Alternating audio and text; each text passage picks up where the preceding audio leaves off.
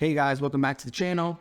Got a cool one for you today. So I came across an article on CNBC about how a 26-year-old pays $0 to live in a luxury tiny home that she built for $35,000 in her backyard. This one's pretty fascinating, right, guys? Because there's been a big uptick in tiny homes on Instagram, TikTok, right? I feel like it's gotten super trendy, and it seems like a really cool concept. And when I came across this article, right, being in real estate and things like this fascinate me, right, guys? Because, as you know, there's definitely a housing shortage, right? Homes are very expensive. And this looks like it could be a really unique and cool solution to help overcome, those housing needs, especially for a lot of lower income folks. And also folks that just want to get a little creative, right? Need some extra space.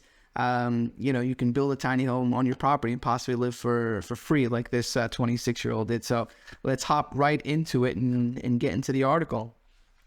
So in 2019, right, I'll read the article. I bought a 3-bedroom home, 1,400 square feet in Atlanta, Georgia for $196,000. She figured that she could earn extra income by renting out some spare bedrooms or an Airbnb, especially since she traveled a lot for work and was rarely home. Unfortunately, the bookings dried up in 2020, right, during the pandemic. No one wanted to share a house with a stranger in the early days of the pandemic. My work travels also stopped, so I was living alone in a house that felt too big. But that May, as she stared out the kitchen of her window into her huge backyard, something clicked. I could use that space to build a tiny home to live in and fully rent out the main house. So that's a pretty cool idea, right? The house that's too big for you, you're there by yourself. You can rent that one out, make some money, and go live in a nice, fancy tiny house in your backyard, right? Live for free almost. So how I built my luxury tiny home. Before getting started, I had to submit building, electrical, and plumbing permits to the city, correct, right? And you gotta get electrical in there, right? Plumbing, and a building permit, obviously, right? Then as I purchased a shed from Liberty Storage Solutions, we'll look at actually these sheds and see how much they cost. She hired a local contractor to pour concrete slab foundation. They got to work in October 2020. Overall, the tiny home cost around $35,000. That's the concrete slab, that's the prefabricated shed structure, the labor and material costs. So instead of taking out a loan from the bank, she cashed out $8,500 in stocks and put about $20,000 on her credit cards to pay for everything. I was able to pay off this debt last year. While the house was being built, she rented out her primary home and rented a room from her neighbor for $300 a month. So while this thing was getting built in the backyard, I guess she put her home up for rent, started making some cash flow there, and then she moved in with a neighbor in a room for only $300. Pretty smart. So after she finished building the 296 square foot tiny home in March, I immediately rented out an Airbnb for a few months to recoup the costs. By charging between $89 and $129 per month and $1,300 for monthly leases, I was able to bring in almost $32,000 in gross rental income. And this January, I moved into the tiny home to save on living expenses. So she had the front house rented, she had the tiny home rented, and she made $32,000 on that before she moved back in. It only cost her $35,000, so she basically made all her money back. So here are the monthly associated costs for both homes on the property. Mortgage and property taxes, $1,200. Electricity for the two, $190, water, $110, and internet, $80. So total, it's costing her $1,580 a month to have both properties. Now, guys, this is Atlanta, Georgia, right? This isn't New Jersey, where it would have been twice as much as that. So all of this is covered by the $2,725 that she makes from renting out the main house. Wow. So the main house that she has, she rents out for $2,725. That's really nice. Which means she's able to live in a tiny home for free. So not only is she living in a tiny home for free, she's making like $1,200 a month, which is excellent. And it's paying down her mortgage and all this stuff. So let's take a look inside the loft style backyard home, right? So this looks pretty cool. So you walk in, you have the door here. She has a little desk to do some work. I guess this is the living room area. You have the mini split that does both heating and cooling, right? Keep the place comfortable. Little ladder. This is the loft where she sleeps. You got the recessed lights. It's painted a nice modern color. It's cool. So as we look back here, this is the kitchen. Small, but it looks nice. Looks cute. Has a little barn door. Looks like that goes into the bathroom. So this is the bathroom, right? She has a shower, toilet, sink, right? Everything you pretty much need. Again, another shot at kitchen. Nice little decor, right? She did a good job with it. And this is what it looks like, right? So it looks like a shed. It has a door on it. And they built this little loft style overhang here over the porch, so she can have her bedroom up there. But, it looks pretty cool inside, guys. I mean, let me know your thoughts. Would you live in something like this? Would you build something like this in your backyard? Look at her out here drinking some coffee, enjoying, beautiful. Look at her reading a book up there in bed, huh? I'd probably put a railing there myself. I'd be scared to fall off this thing at night or something. So that looks really cool. Now, this is the Liberty Shed site where she ordered her shed from. So I was messing around on here just to see what the prices are like, and they got some pretty nice sheds. So let's take a look. Let's design one. So we go into style here. You got the basic up to the Premier. I would choose a Premier. Let's see what this looks like. Cool thing about this one's 14 by 24. Hers being 296 square feet. I think she has the 12 by 24 model. So this one's a little bit longer. But this one looks really cool too, the Premier. Let's see how much this goes for. So the Premier itself, guys, they just basically give you the shell inside is not finished. $15,000, right? $16,000. Then remember, you have to pour the foundation, right? The slab. You got to get electrical, plumbing, and then you got to, build the place out. So she said it cost her about $35,000, which seems right, 35, 40 grand, and you can build this extra little house on your property. Cool thing about this is you can, as you mess around with the different variations of the shed, it gets a little bit more expensive, but you can kind of customize it, right? Like just by doing the overlapping siding, that add an extra $1,000 or so. You can do the nice board and batten, right? This will bring you up to 17.8, right? So it brings it up a little bit more. I'd probably just do, the standard vinyl. Doesn't look bad, right? I'd probably try to paint it another color. Additional options, electrical package, 100 amp breaker box, nice. 3 receptacles. Let's see how much this costs. And 1 switch. Let's see.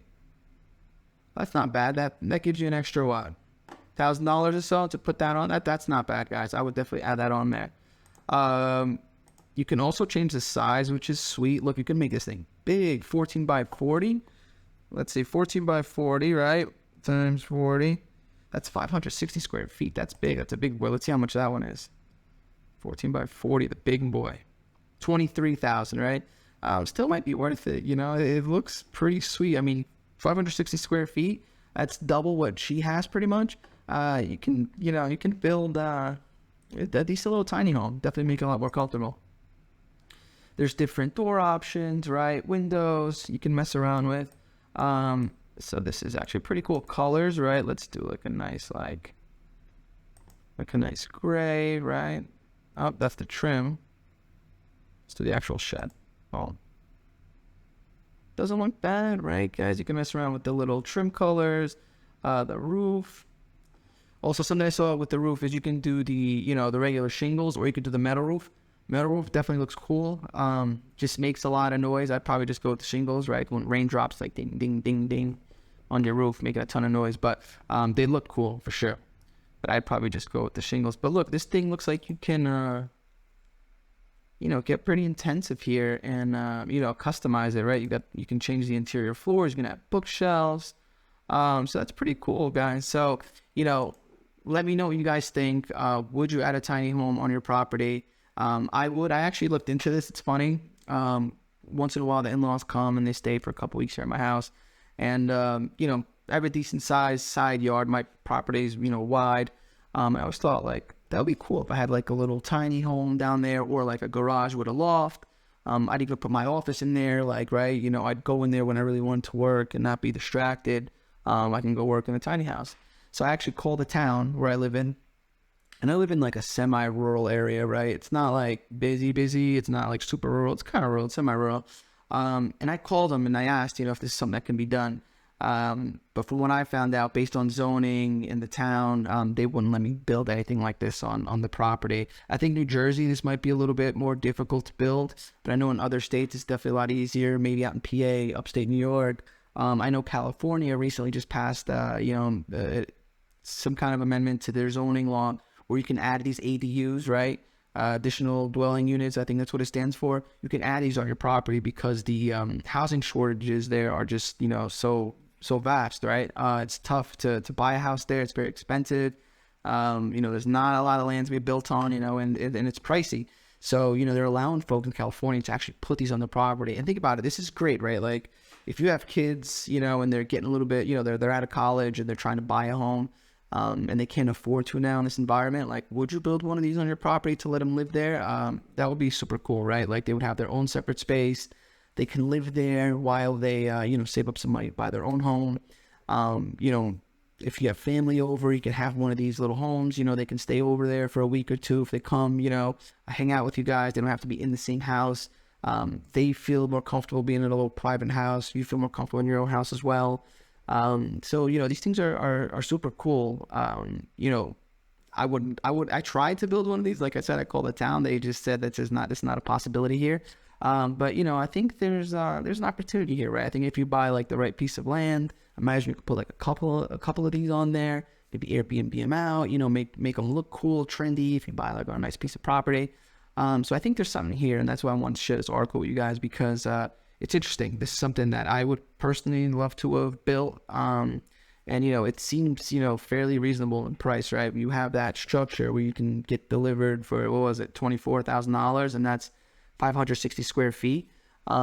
And that was pretty nice, right? That's like a pretty nice tiny home, and you can, mix and match. But, this one's $296. It looks, pretty nice. Looks comfortable. Like I said, if I had one of these, I'd definitely use it as my office. I'd go in there and do some work and just, when I needed to get away and just like distraction free, I would definitely go into one of these things. Now, the article shares a video, which is cool. So I'll play this for a little bit and see what you guys think. Is less than 300 square feet, yet I have everything that I need. I do not see myself getting rid of this property anytime soon. This tiny house is definitely like a baby to me. Hi, welcome to my tiny house in Atlanta, Georgia. Okay. Let's go.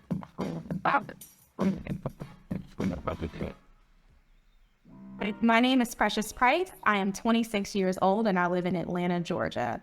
I built a tiny house in my backyard for about $35,000.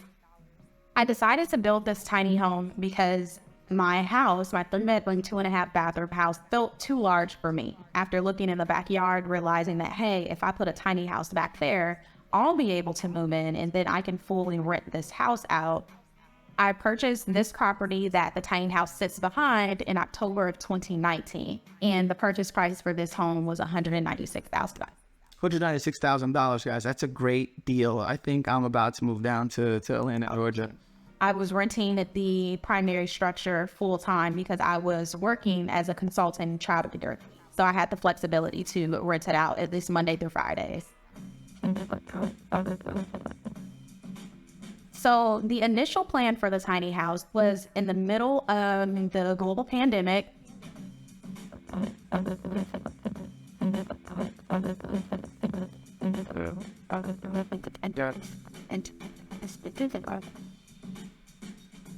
So I actually did have a good amount of money saved. I was already doing short-term rentals within my primary home for about 6 months. Once we were able to get started with the build and I was able to begin renting out the home again, I pretty much just used those funds or those earnings from Airbnb to then go toward this structure and finishing it.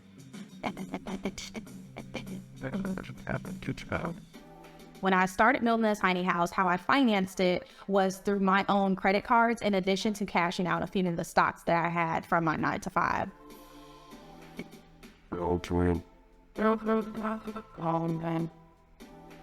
So my budget for building the tiny house was about $25,000. And by the time we finished, we were over budget $10,000 and spent a total of $35,000 on the tiny house.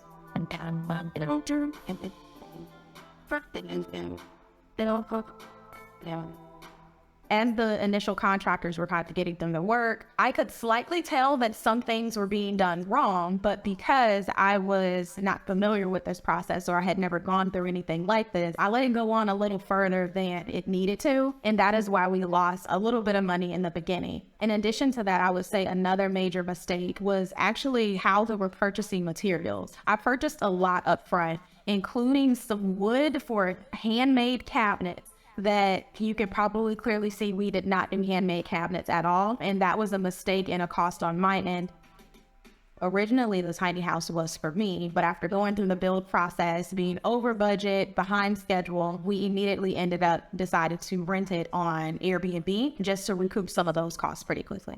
First year we did short-term rentals. The second year we did long-term rentals. So 2 years, she made her money back. And now I've decided to move into the tiny house myself just to experience some tiny living in addition to saving some cash as well.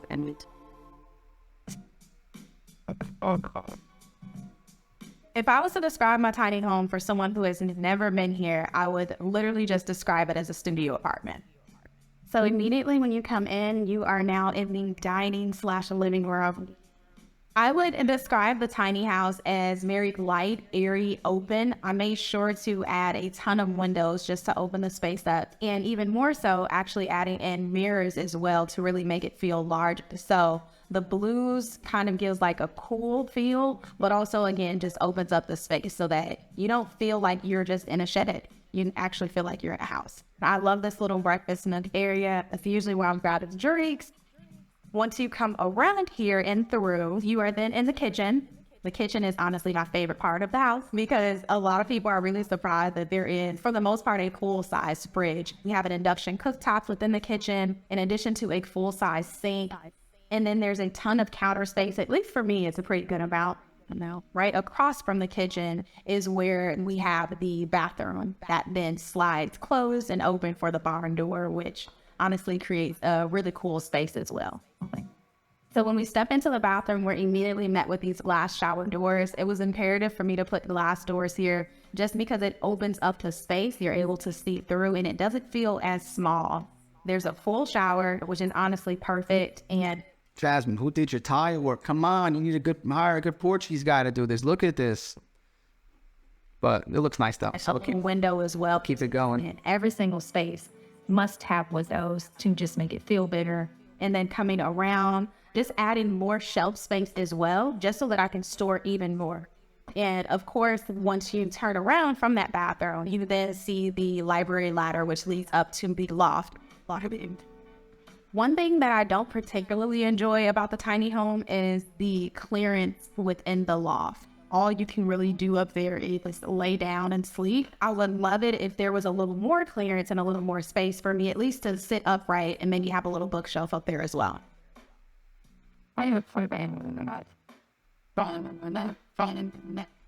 So it's pretty spacious, honestly. The folks in the primary home totally have privacy from the people in the tiny house. There's actually even a separate trail or entrance on the other side of the house that folks who are renting the tiny home can then use to access the house. So they totally actually don't even interact for the most part outside of if they want to share the fire pit access in the backyard.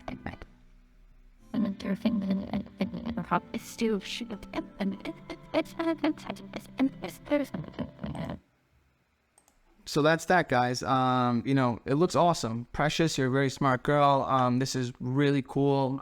So I hope you guys enjoyed the video. Let me know in the comments if this is something that you would build on your property if they allowed you to. And, you know, any thoughts you guys have. So once again, thanks for coming on, checking this out, and we'll be back soon. Thank you.